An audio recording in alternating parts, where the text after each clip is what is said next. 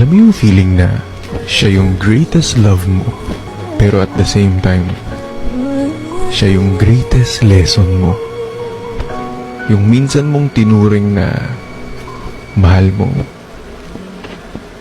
Ngayon, mahal mo pa rin naman pero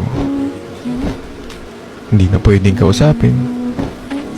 Hindi na pwede pang lapitan. Ang hirap ng kumustahin, kumbaga. Pero marami siyang naturo sa'yo. Marami siyang naipaalala sa'yo noon. Na hanggang ngayon, dala-dala mo. Hanggang ngayon, parte ng buhay mo. Kaya nga totoo, may mga tao talagang dadaan lang. Baby, now they can be more than just friends.